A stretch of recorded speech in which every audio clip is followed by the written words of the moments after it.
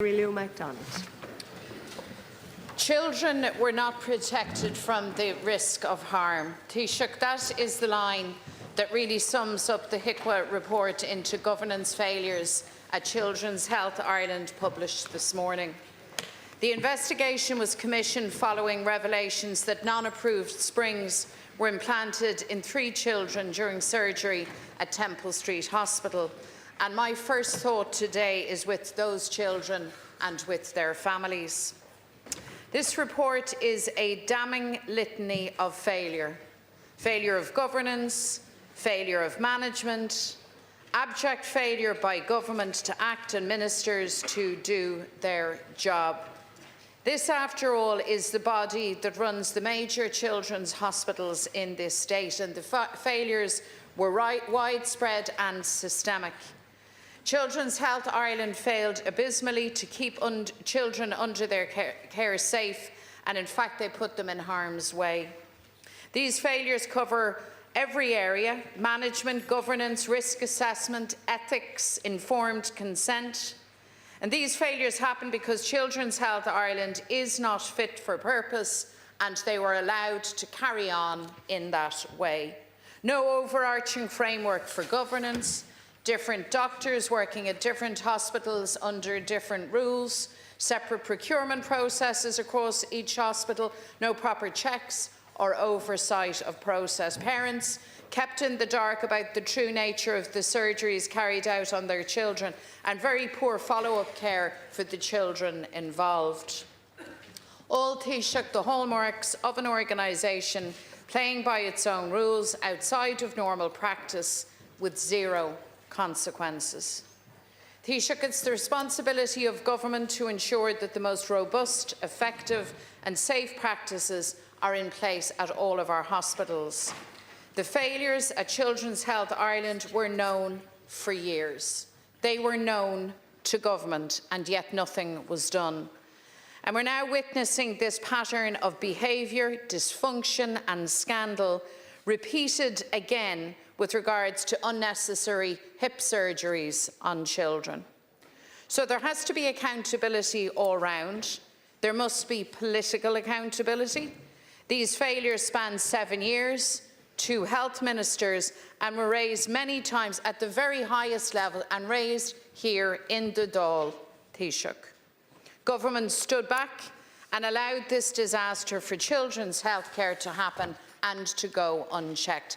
Cabadal Conchuk Ella atá sa tuarascáil seo I dteip le núnach an rialtas Lani le scolos agus spina bifida, curtha Lani I muil in áit iad a chusint mar bacór. Taoiseach, the trust of children and their families is shattered. It's a case of all promise and no action from government. Yesterday, the parents of 14-year-old Daniel Collins went to the media to call for an end to their child's suffering. He's been waiting so long for surgery that he now needs 2 operations. He lives with pain so severe, so chronic, that he's forced to sleep upright. He can't lie on the flat of his back. And Daniel isn't alone. Despite a litany of promises, there are 233 children still waiting for the spinal operations that can change their lives. So today's report must act now as a catalyst for real and meaningful change. Government must, of course, commit to ensuring that all of the report's recommendations are urgently implemented, and you, Taoiseach, must account for your government's and your ministers' failure to act. I'm aware, Taoiseach, that the chairman of the board of Children's Health Ireland has stood down, but can I ask you in relation to the remainder of the board and the executive of Children's Health Ireland, do you have confidence in them? Thank you, Deputy. Taoiseach, please to respond. Well, I just part caithfid mé rá go bhfuil se dot chreite an méid atá lastig den tuarascáil seo agus go raibh doctor ann a raibh sásta springs den taith seo a chadú in O'Bride lení agus ní a bhéin cadún ann agus is dochreite an méid atá tar éis tarlú. I have to say at the outset, my thoughts are with the families and the 3 children and the trauma that they have gone through and are going through. It is beyond comprehension that springs that are not permitted were used in surgery. And the consultant concerned did use springs that were not CE marked. And that's the fundamental issue here. And then the terms of either the culture within the hospital that facilitated that, and there are governance and there are procedures, but the procedures weren't followed, either in terms of procurement, in terms of the use of these springs, or indeed in terms of any ethical considerations. This wasn't put before any ethical research committee. So, for example, if a consultant wants to engage in innovation and research in terms of techniques around particular surgeries or difficult surgeries, normally would go through an ethics committee within the hospital. That didn't happen here either. And the Minister of the day, and it was raised in a parliamentary question here, I think by Deputy Murphy, and an inquiry was established. And that's why we have the Health Information and Quality Authority. I established that myself many years ago to make sure that there was an external independent body to investigate and to ensure quality within our healthcare setting. In terms of let's be very clear, I understand where the Deputy is going in terms of wanting to sort of say it's ultimately government's fault. I mean, there's a limit to what anyone in this House can do in terms of how people conduct procedures in operating theatres. And let's call a spade here. And we can be political about these things, but there are fundamental issues here that happened that should not have happened. And there has to be individual responsibility. There has to be accountability in that respect. There has to be management accountability in terms of CHI and the board and so on, in terms of why the governance procedures were not followed and why they were essentially bypassed. All of the recommendations will be implemented. I do note that the chairperson, who's been there, I think, since 2013, has tendered his resignation. The Minister will, first of all, ensure the implementation of the different sets of recommendations for the CHI, the 9 recommendations for the HSE, and indeed the 1 recommendation for all services providers, all hospitals across the country, and will over time evaluate structures in terms of these issues. But again, it equally has to be said that a lot of progress has been made on the other side. No one wants to hear that today, but very substantial progress has also been made on a number of fronts. In terms of Daniel Collins, my understanding is that the clinical team are engaging with him now and with the family in respect of his situation. And I'm not at liberty to go into too much detail on that, but my understanding is that there is engagement with the clinical team. They will decide in terms of the clinical decision-making around Daniel's particular case. Thank you, Taoiseach. Deputy MacDonald. Well, Darnan Taoiseach go sé do creidse an méid atá turas scoileach, níl sé seo fér. Mar bhíos ag an rialtas. Bhíos ag na tuismitheoirí an méid a bhí ar siúl is CHI. You say this is incredible. It's certainly shocking and deeply unacceptable. But it's not incredible. This was known, Taoiseach. Parents knew it. Advocacy groups knew it. They raised it again and again and again. Wide-ranging systemic issues around governance and a lack of management. Issues around informed consent, deep ethical concerns were raised again and again, and they were ignored. Families and advocates met a brick wall. That's the truth. I don't know if you've studied the report, Taoiseach, in any detail, but this is not simply a matter of clinical decisions made in discrete circumstances in an operating theatre. And of course, the clinicians need to be accountable. This is profound dysfunction, a pattern of it within the fabric of this organisation. The chairman of the board has resigned. I am asking you, does the board and the rest of the executive need to follow him? It actually is fundamentally about decision making within the hospital setting and within the operating theatre, if I want to be blunt about it. And too much in this House and too much across the political world we immediately go to the political domain. There comes a time when we equally have to stand up for what is right and proper, and I know you want to. I know you want to. But let's call a spade here. What happened shouldn't have happened. There was an individual decision taken to use springs that should not have been used on any child. I mean, we're the biggest medical device manufacturer in the world, nearly, in Europe. There are set procedures, quality controls over medical devices that are to go into any patient. The idea that you would use springs outside of that entire protection framework is beyond belief. And responsibility there, in my view, lies with the individual in the first instance. Thank you. Lies with the people talk about well-wishing. Look, it's as plain as night follows day. You do not use unauthorised devices on any child. That's at the heart of Deputy Ivana Bacik. Well, first, Taoiseach, I think all of us send our thoughts to the families of the children whose spinal surgery was investigated by Hikka in the report. I think you've articulated just there just how appalling the findings are in respect of those children, and I think it's deeply concerning to see them. I note the chair of the CHI board has resigned, so things are moving very swiftly, and I would ask that we might have a proper debate on this in this House this week. I think it's such a serious matter.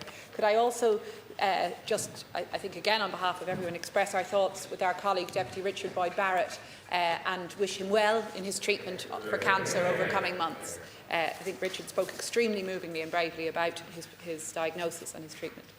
Taoiseach, less than a week after the Rose Garden announcement, we are already seeing the potentially catastrophic effects of Trump's tariffs. So-called reciprocal tariffs, apparently drawn up on the back of a napkin, are already creating massive global uncertainty, putting entire national economies at risk across the world. And I think the full impact, as we all know, won't become clear for some time. At global level, the tit-for-tat has started with China, and the EU is to later today announce a response to the 25% steel tariffs. It's welcome to hear that whisky, wine and dairy products will be left out to protect EU and indeed our own alcohol and food exports from further reprisals.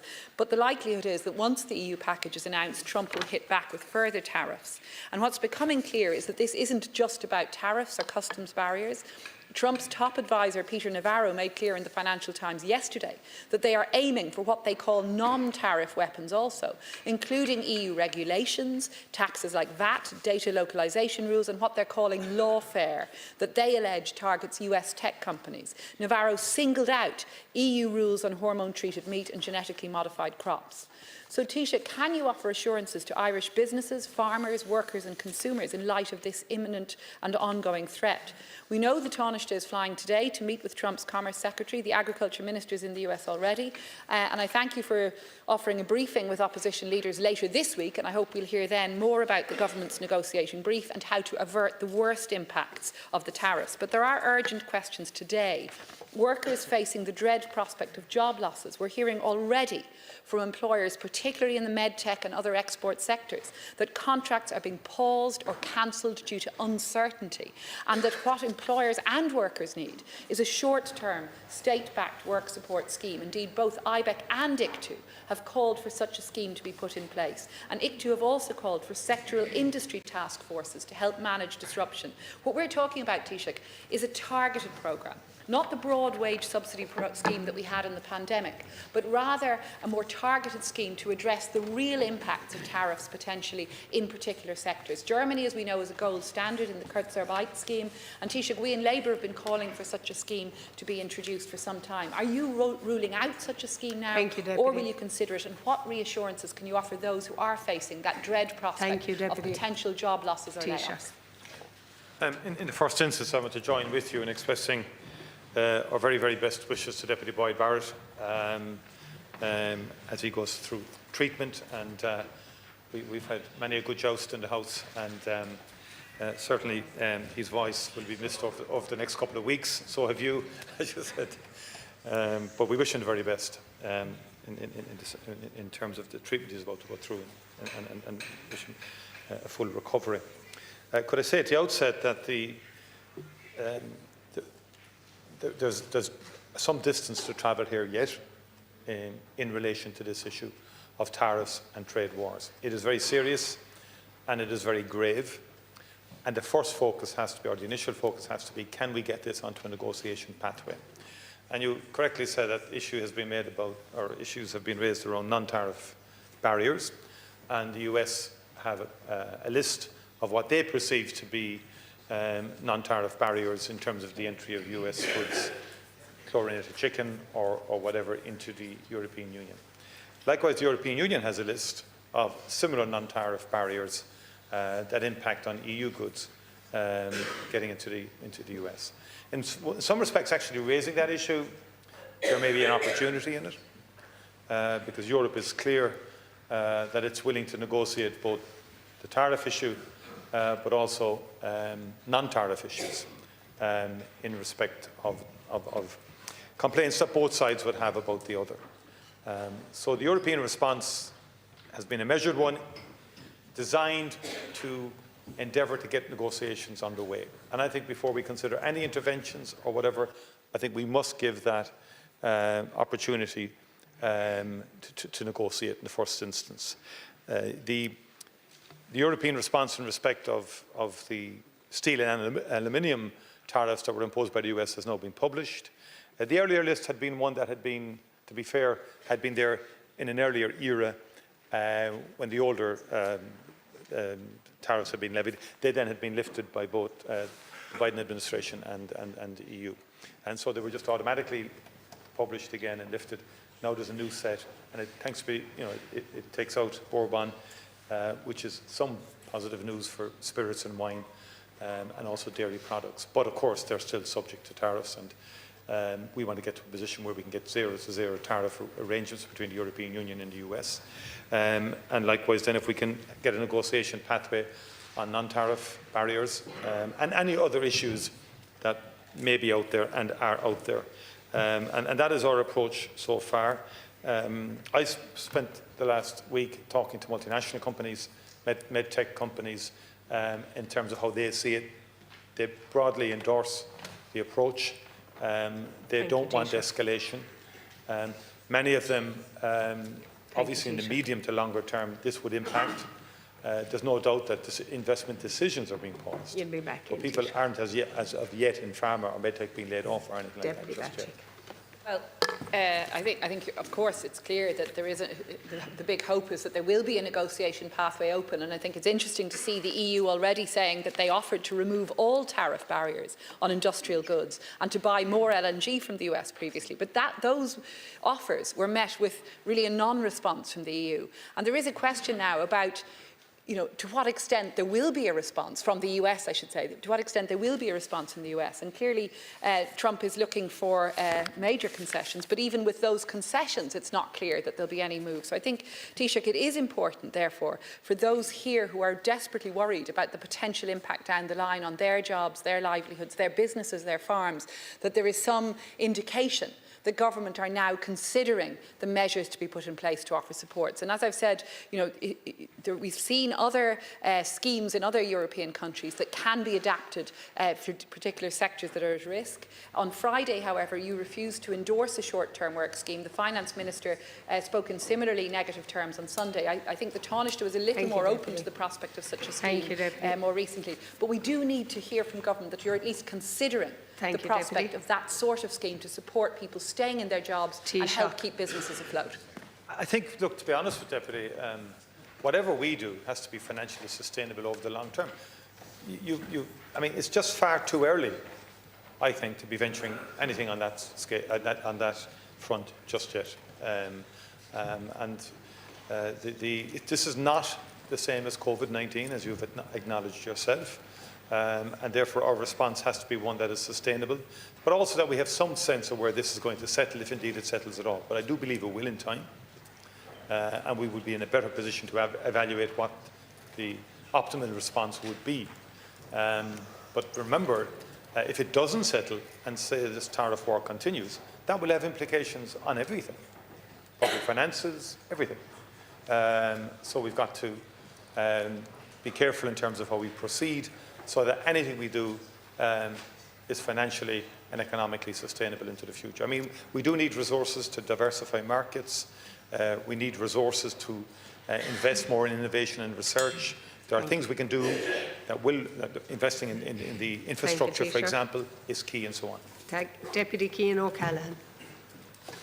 From the outset, Taoiseach, I just want to wish Richard Boyd Barrett the very best in the coming weeks as he undergoes his treatment. He's been a very vociferous campaigner, both inside and outside this Dáil for many decades, and very much look forward to him resuming that work. Taoiseach, last night, senior UN humanitarian officials released a joint statement pleading with the international community to act on Gaza. For over a month, no commercial or humanitarian supplies have entered. No food, no water and no medicine. Al-Aqsa Hospital, according to one report, is a place of concentrated horror and suffering. A constant stream of ambulances rush in, loaded with casualties, mostly crushed and charred bodies and dismembered children. Those children endure amputation procedures without any anaesthetics. The numbers of dead, injured and missing in Gaza is now approaching 200,000 people. The Israeli government is acting with impunity to maim, murder, incarcerate and torture Palestinian people. Taoiseach, the Israeli army are committing war crimes in the full glare of the media spotlight. On March 23rd, 15 paramedics in Gaza and their ambulances disappeared. A week later, their bodies were discovered in a mass grave along with their crushed emergency vehicles.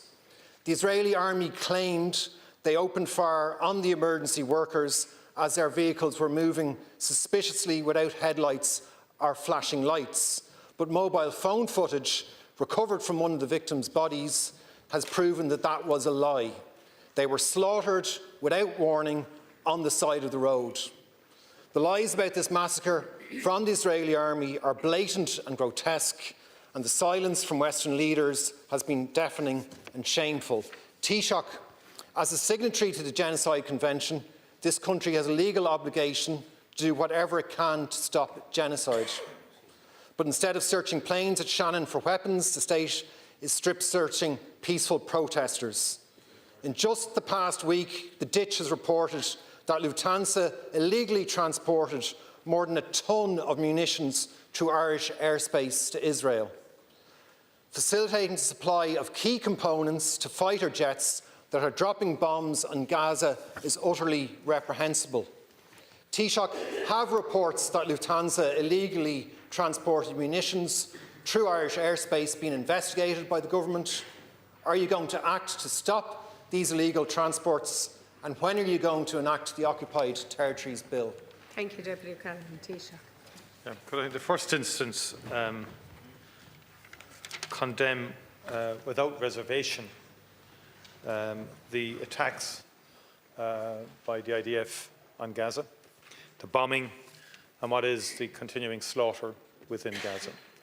In particular, the murder of emergency responders that you have referenced, and that that we've all, that has been confirmed essentially in terms of what happened on the 23rd of March, in terms of 15 emergency responders being murdered. And I say that without hesitation, and it's quite shocking that something of that kind could happen. I note that the nature of the investigation is now changing, but it is absolutely unacceptable, and I agree with the UN Human Rights Chief that there must be an independent, prompt and thorough investigation into the killings, and that those responsible for any violation of international law must be held to account. Ireland has bilaterally and multilaterally repeatedly called on Israel to comply with international law, stressing the universal applicability of international law and including international humanitarian law. And I've condemned the airstrikes. I've always been clear about airstrikes will kill innocent people and children. And the number of children killed in Gaza is absolutely shocking and beyond any moral compass. The people of Gaza have endured unbelievable hardships, and there should be an end, and an urgent end, to all hostilities. Hamas should stop firing rockets, should disengage, should release all hostages. Hamas has brought misery on its own people also. And what Hamas did on October the 7th was unforgivable and equally to be condemned. And I believe the release of hostages could be a catalyst There's no justification for any of this in my view. But the hostages should be released, the remaining hostages. What they have gone through is absolutely shocking as well. And if you recall, many of these hostages were attending concerts or they were going about their daily lives and they were abducted. And the level of hate across the region now is such that it is and will make any potential reconciliation pathway almost impossible. But we cannot give up hope. So what we need to do is, and I think the international community needs to focus on getting a ceasefire established and restored with a view to getting the hostages released and some pathway to peace along the lines of what the Arab nations have put together in terms of a peace pathway and peace process. Thank you, Taoiseach. Deputy O'Callaghan.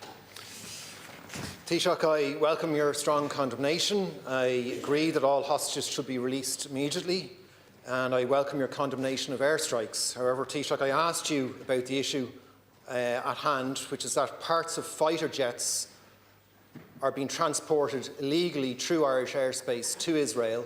These fighter jets are then being used to drop bombs on people in Gaza, the airstrikes that you've rightly condemned, bombs on men, women and children, on paramedics, on aid workers.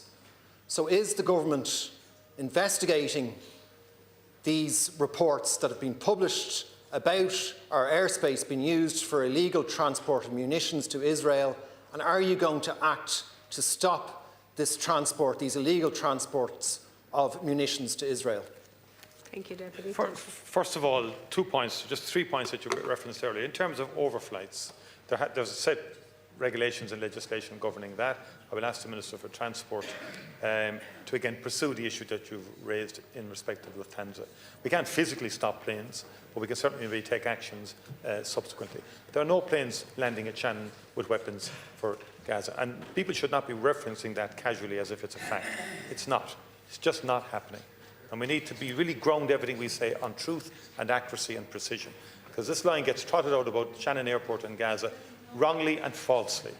Equally, you mentioned on passing about strip searching and so on. I know the Minister for Justice has pursued this with the Garda Commissioner.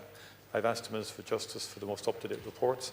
The issue of strip searching is being strenuously denied by An Garda Síochána, and An Garda Síochána, from what I understand, would take strong issue with what was asserted in the House here last week in respect of that. I just have to put that on the record.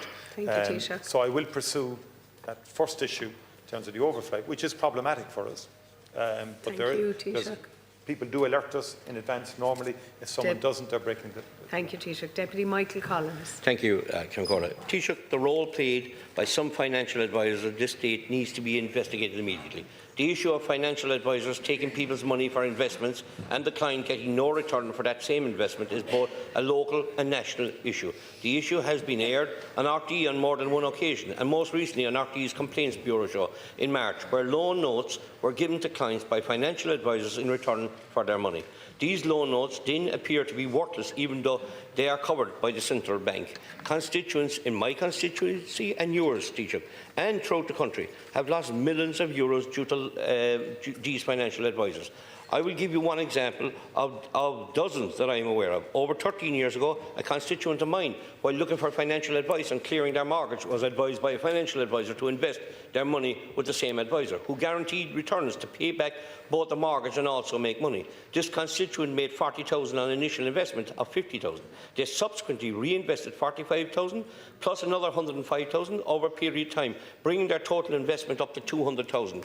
Other family members were encouraged by the financial advisor to invest their money, which they did, and brought the total family investment to 360,000.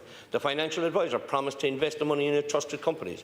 Then, this is where the scam starts. Taoiseach, for this person and so many more, the company goes into liquidation, leaving my constituent and many like them in financial ruin. These same financial advisors then go and set up another company and continue to take investments from other innocent, honest people without paying back what they took off previous people. 11 companies have been set up by this financial advisor to date.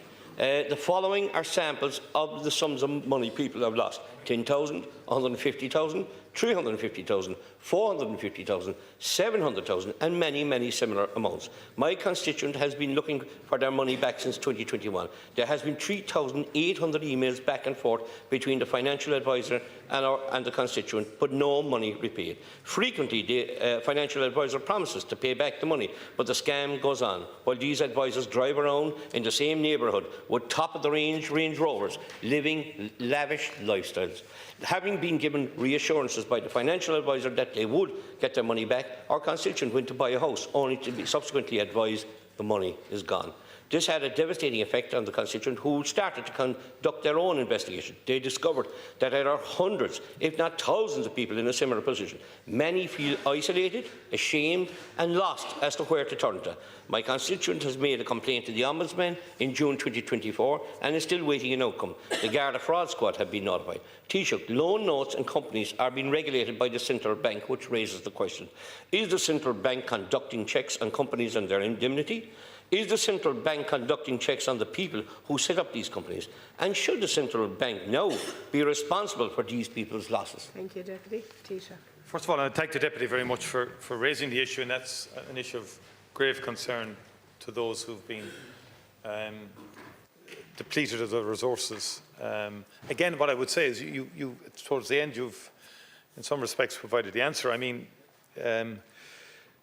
Central Bank is responsible for the regulation of financial advisors. I don't know whether this person was registered with the Central Bank or not in the first instance, and maybe you might confirm that in the supplementary question, because any individual can search the Central Bank registers to get a list of providers who are operating in Ireland and authorised by the Central Bank.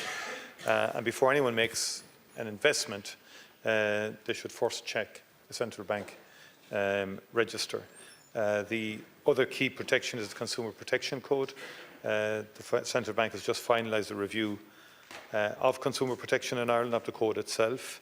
And again, it will come into effect in 12 months' time. The review will. And again, it's about consumer interests, consumer rights, consumer protection. The Central Bank does issue warning notices, Deputy, on firms who are not authorised to provide such services, and more up-to-date information on scams. We also have the Competition and Consumer Protection Commission, which publishes information on how to choose an advisor and the types of services and investments they can provide. And there's a broader issue of financial literacy, because it would amaze, and has amazed me at times, how people trust their money with people who wouldn't necessarily have a track record, and they never get their money back. It's always been something that quite amazes me, to be frank, how people, unfortunately, could get sort of conned by people of this kind. I'm not clear where the Financial Ombudsman is. You said it had been referred to the Ombudsman, and it's also been referred to the Garda Síochána. And obviously, those investigations should happen and should take their course, because that is the right thing to do. Again, as I say, in terms of the Central Bank, it is responsible. And again, if complaints are made, I think the Central Bank will be advising people in respect of any particular rogue investor or someone who is scamming this people. But above all, ultimately, the Gardaí should investigate, probably are investigating this case with a view to seeking redress and perhaps dealing with the person involved. Thank you, Taoiseach. Deputy Collins. Thank you, Taoiseach. This scheme by the financial advisor seems similar to the Dolphin Trust, now known as the German property group, that promised high interest payments on original investors' capital before collapsing, owing £1 billion sterling, catching 1,800 Irish investors for 100 million. I raised this issue briefly in the Dáil last week and received an email last night from another investor who now realises he has lost 500,000 euros of money he honestly invested. All this going on, and for years the Central Bank seems to be lying idly by, while these advisors drive around the likes of Kinsale, set up business in Carrigaline, and are getting off scot-free and laughing at how the great scam they pulled off on these innocent people. I ask you, Taoiseach, would you engage with the powers that be in the Central Bank to meet with a number of these innocent investors to see how these scam operators can be weeded out and these investors can have their monies returned to them? Thank you, Deputy Taoiseach. I will indeed, Deputy, and then perhaps my discuss it with you in terms of if you have case studies that you can bring to our attention. I talked to Mr. Finance as well. I think he'd be happy to engage, because this is awful to happen to anybody. But it's the old adage, you know, if it's too good to be true, then it is too good to be true, in terms of potential returns from investments. So, look, but that said, just to say the Central Bank does publish warning notices for unauthorised firms, as well as a list of them. And people should only engage with registered brokers. I don't know whether this person was a registered broker or not. And there may be an issue of who does the inspections and so on like that. And you've raised the prospect of an inspectorial regime. But fundamentally, the Gardaí have to pursue this. Thank you. And that's all with leaders' questions. We now move